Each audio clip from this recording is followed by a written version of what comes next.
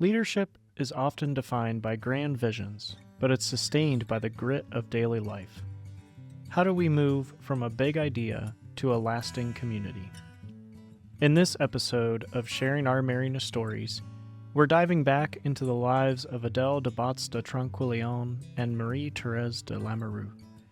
Joining us again are Sister Laura Leming and Jessica González Uhlig to explore how these two women didn't just manage, they innovated. Their boots-on-the-ground leadership approach offers a masterclass in resourcefulness, radical accompaniment, and the power of a simple email, or its 19th century equivalent. Whether you are navigating a boardroom or a community project, their relational leadership provides a timeless model for our world today. Let's listen. I had the opportunity to teach a leadership class at St. Mary's. It's made me think about these women as leaders, and not only as leaders in their time, but certainly examples for leadership today. These two women had these attributes and behaviors and personalities that would be considered leaders of any type of structure or institution. Marie Thérèse in particular, for me, leadership as steadfast courage in times of crisis. She chose not to retreat, but to engage. There were no priests allowed to say Mass. I'm going to minister to the people. There is certainly danger in that, but I am still going to do that. Whatever hesitations or self-doubt that she felt, somehow she stepped up. And what a great trade in leadership, in looking at the signs of the times and whatever challenges we're going through, to really look at, well, what can I do? And then deciding and coming to a point where you can say, there's always something I can do. And it doesn't have to be lofty or grandiose. It can be so practical. I found this great quote. It's sometimes people think that many things are needed to begin a house of the Misericord. What is really needed? You need a house with 4 rooms, namely a chapel, a dormitory, a refectory, and a workroom. At first, the kitchen, maybe the refectory. What else is needed? Bread in one day, work for the next day. Misericord refers to the house of repentant prostitutes, which Marie Thérèse ran in Bordeaux. It's comments to a clergyman, right? And they were thinking about doing something similar. So again, that practicality of, yes, there are needs, but we can always find a way to make something happen, especially when there is a challenge or a situation that may otherwise frighten some folks that they don't want to even get into. Yeah, it's like, let's do what we can do with the meager resources we have. And I think right now, in a time when people are so concerned about affordability and how we have to look at the resources available to our institutions, yes, we have to be good stewards, but we also have to say, we have some gifts here. We have a space, we have buildings, let's use them and see what happens. I think that was Marie Thérèse's real forte. I think about leadership as collaboration.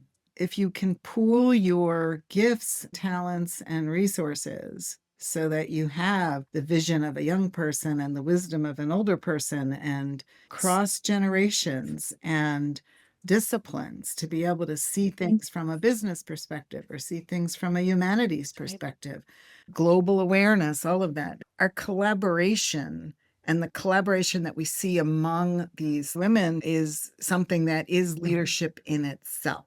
When I think of Adèle in terms of leadership, I think especially that she pursued her ideas by gathering people, making friends with people, saying, hey, let's do this together. It's better in community. And Chaminade's doing the same thing in Bordeaux. That was what drew the two of them together, using her gift of networking.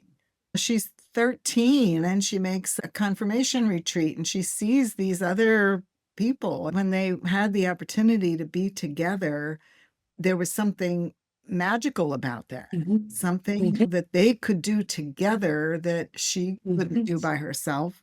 So inviting people in, finding ways to encourage them. I think leadership as encouragement and challenge is something to think about, how each one of them did this. It's the encouragement of living through daily life. The letters that go back and forth include a lot of spiritual wisdom, but they also include things like, can you get me a bolt of cloth? Or can you find the lace for the curtains? It's daily life. How do we work together and encourage one another through the challenges of daily life? That is leadership. A few years ago, you said that Adele would be the patron saint of email and using the technology to just connect with people.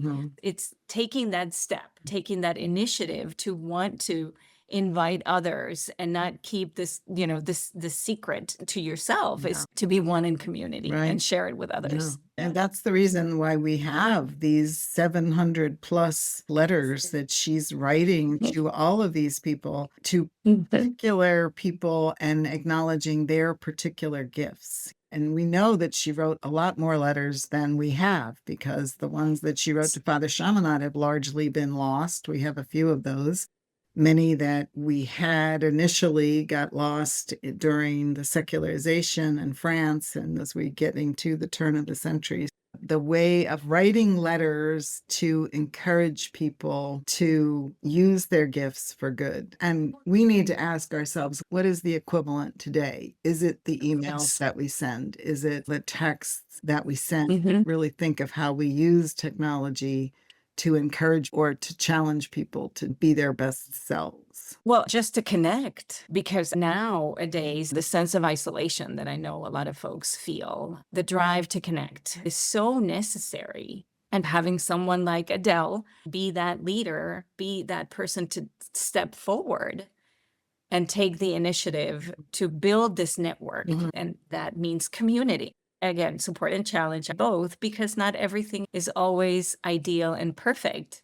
And that connects to one of the things about today's world and the differences of opinion and polarization. And there's just so much that has to do with how we treat other people, that speaks to me through Marie Thérèse. In an age where women were commonly abandoned or condemned, she chose accompaniment versus judgment. She offered shelter, dignity, purpose, the possibility of transformation. So that leadership is firm yet compassionate.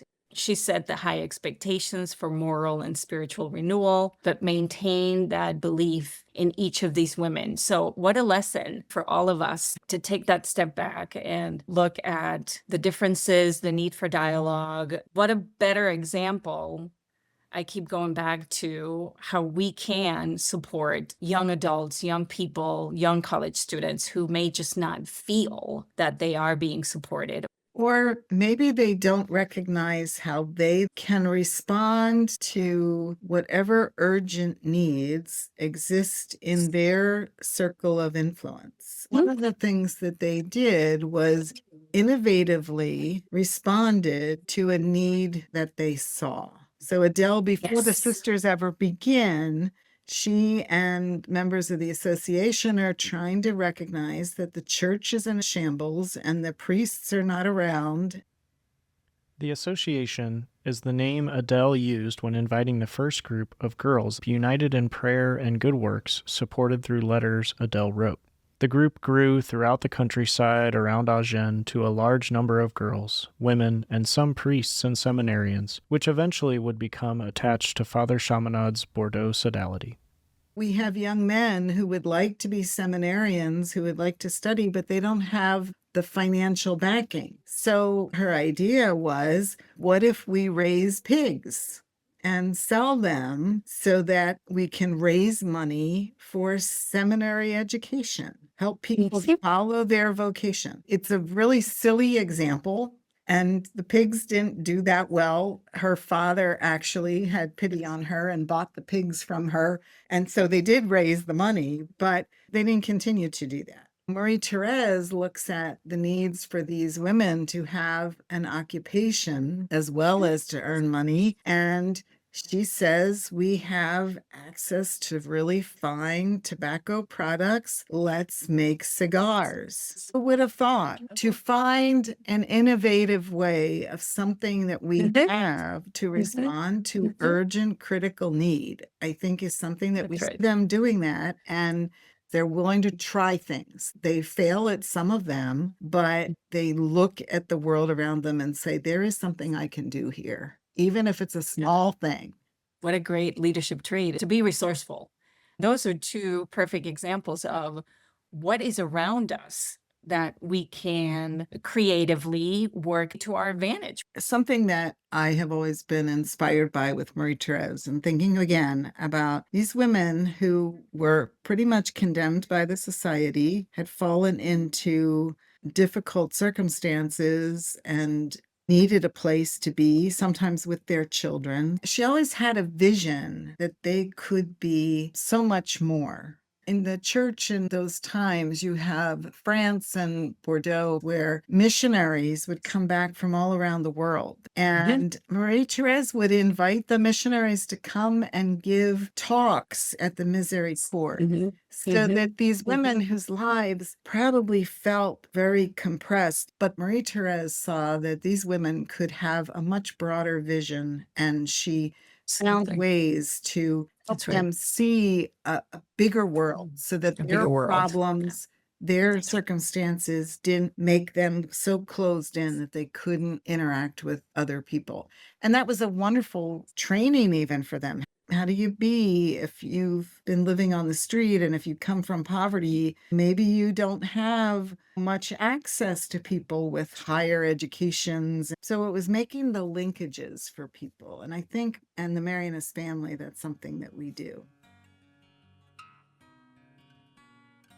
In Adele, we encounter a woman that led with joy, purpose, and unwavering hope. Her legacy challenges us to imagine leadership not as command and control, but as calling and co-creation. And I think that those examples of being innovative, her faith expansive, her mission clear, and her leadership a quiet revolution of love. And I keep going back to the heart, because to me, she's just the heart of it all.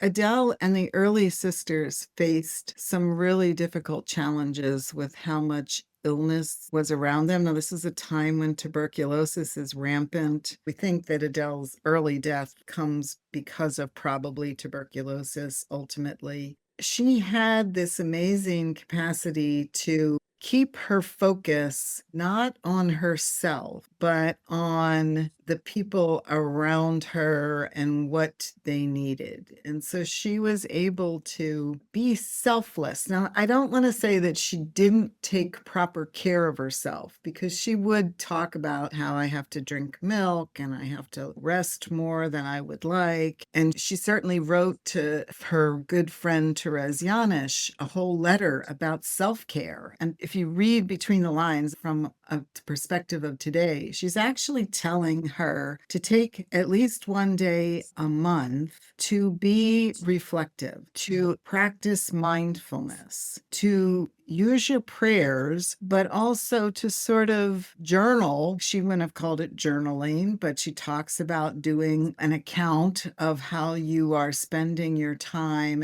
So how do we stand back from our own engagement, our own activity as leaders, and take the opportunity to pause so that we reflect on what's been good? It's also a practice of examen that the Jesuits are big on.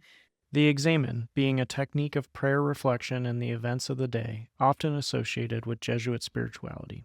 What's been good, what's been troublesome, and what kind of a resolve do I want to make to change?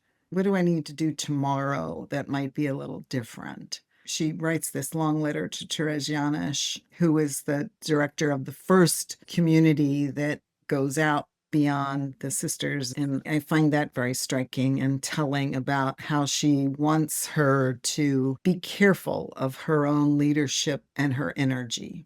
I go back to Adele's undying faith or belief in her purpose, her mission, her vision for the congregation, in acceptance And we're talking about the illness and ultimately her dying very young. There must have been a moment of acceptance. And if this is how or when my life is going to end, then so be it. But with this sense of fulfillment and belief that she did the best that she could for her to get to a point of acceptance, that speaks to me.